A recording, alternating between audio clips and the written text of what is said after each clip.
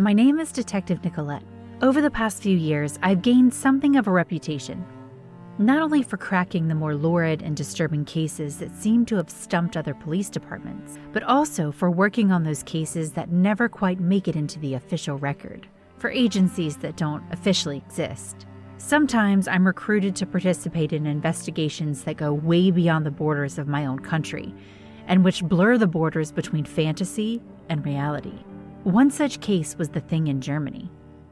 That case, for which I traveled to Berlin, concerned the disappearances of 4 children a few weeks before I got the call. The children, all aged between 14 and 17, all attended the same high school in Berlin and were close friends. Initially, the police believed that the 4 might have run away together. The reason I was called in was the bone. 3 weeks after the children initially went missing, a walker in a remote area of the Black Forest in the southeast of the country was shocked when his dog Pete disappeared into an area of undergrowth, barking wildly. Naturally, the walker, a Mr. Vernbaten, went in search of his beloved pet. Though he could find no reason for the dog's racket and obvious distress, Mr. Vernbaten was deeply troubled by what the hound brought back with it.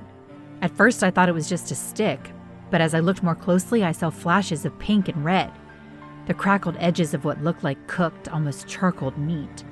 I knew at once it was a bone, and though it's obviously a cliche that dogs love to chew on bones, sometimes it isn't healthy for them to do so, especially if that bone has been laying in some filthy corner of the woods for God knows how long.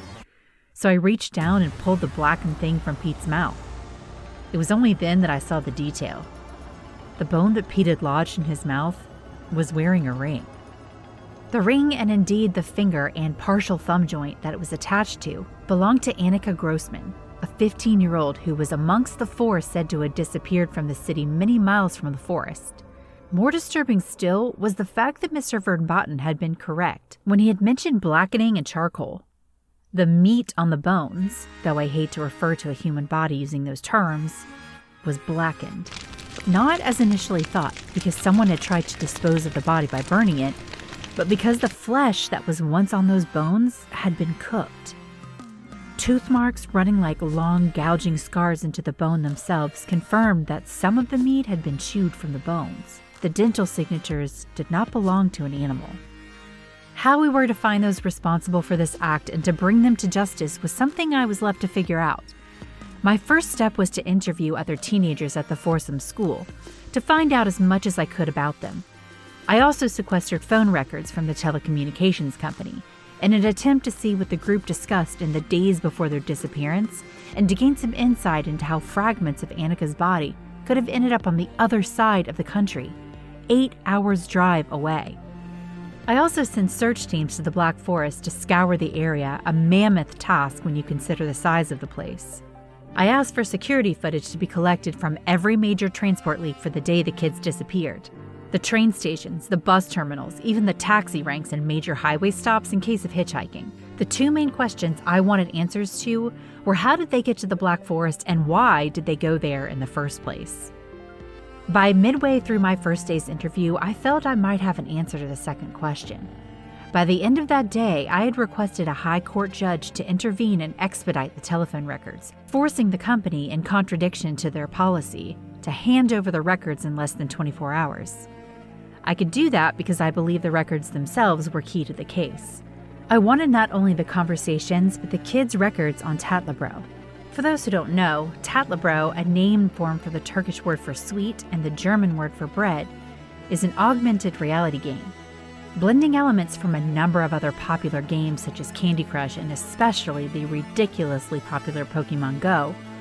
Tatlibrot is a game in which users search for treats that would appear in specific areas. These treats range from virtual chocolate bars to cupcakes and buns and even loaves of bread. In case you've never seen an ARG game in action, I'll explain. The kids can hold their phones up to any location, filming the view, and if there's a prize available, they will see an animation of that prize in the view as if it were actually there in real life. Where we might, for example, only see a train station, the ARG view of the location might show the train station with sweets pouring from one side or a cake standing at the top of the stairs. By hovering the camera of their phones over this image, the kids can collect the prizes before other people discover them. Whoever collects the most wins, and in some games, such as Tatlibrot, the players can collect real-world rewards once they collect enough of these animated prizes. The players will receive notification if there is a prize close to them and will sometimes travel all over a city to catch a rare prize. As I discovered from the interviews with the kids' friends, all 4 of the missing kids were huge Tatlibrot players. Searching through their messages and their Tatlibrot records, it was clear what the teens had done. One of the group, Gunther Heinz, had come across a Reddit discussion thread that talked about an immense story of Tatlibrot prizes, more bread than you've ever seen at a specific location within the Black Forest. According to the anonymous poster, the store had been put there by the game's manufacturers as a secret store for some lucky players to stumble across. He himself had followed a short trail and collected several golden loaves before having to turn back because of nightfall. The missing kids had planned not to turn back. CCTV footage from the train station confirmed that the 4 backpacks and camping equipment slung over their shoulders had boarded a train bound in the direction of the Black Forest and had phones at the ready, gone in search of major prizes somewhere in the woods. Of course, piecing these events together, one phrase and one story repeated over and over in my mind. The story was that of the flesh-eating witch in the fairy tale Hansel and Gretel. The phrase was breadcrumb trail. By 6 p.m. the next day, just as the sun was going down, I was walking into the Black Forest, myself accompanied by sniffer dogs, and a phone that not entirely legal hacker friend of mine had helped me use to access Annika's Tatlibrot account. Sure enough, its record showed prizes. Loaves of golden bread specifically collected within the Black Forest. Following the locations where the prizes had been picked up, I was able to follow the kids' footsteps to see where they'd walked on the breadcrumb trail, where they veered off the path and into the dark spaces between the trees.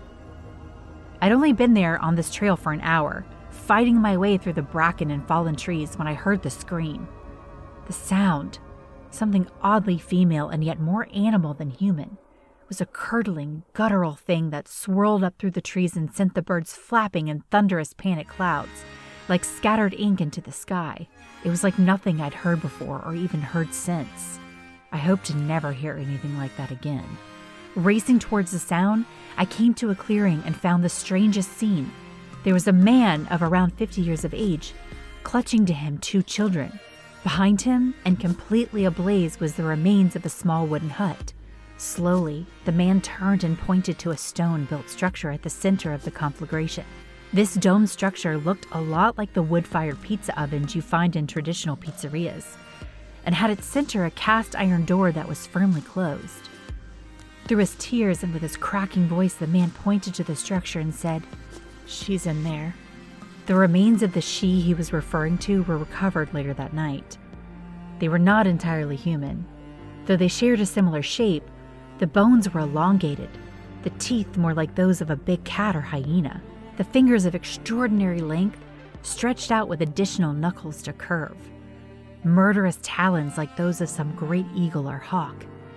It was, in short, a dark thing which, cooking alive, had made that awful cry. The children recovered from the scene were 2 of those missing. They confirmed that they had entered the forest in search of virtual bread on a breadcrumb trail. The man was an employee of the telecommunications company. Alerted that I had asked to see the records, he had checked the kids' phone details for himself and pieced together some semblance of the same idea I had come to. He also happened to be Annika's father. Arriving at the clearing, following the trail taken by his daughter, he had come across the hut and, according to him, had found something feasting on a roasted child, whilst the other 2 cowered, tied and terrified in the corner. Waiting for his opportunity and seeing that thing had turned towards the oven, the father had done all he could think of to do and had pushed the creature into the flames, slamming the iron door behind. The father was freed from any prosecution on the condition that he signed a non-disclosure agreement and never spoke of what occurred to anyone. After all, there was no law against killing, whatever that was. The 2 children are undergoing trauma counseling, but should in theory make a full recovery. As for the bones recovered from the hut, they're now in a secure facility somewhere in the United States where they're being tested. Exactly what kind of thing the bones belong to is anyone's guess, though it might interest you to know that the hut in which the thing was found actually transformed when seen through the lens of the Tatlibrot app. When seen in the game, the entire structure was made not of wood, but of gingerbread.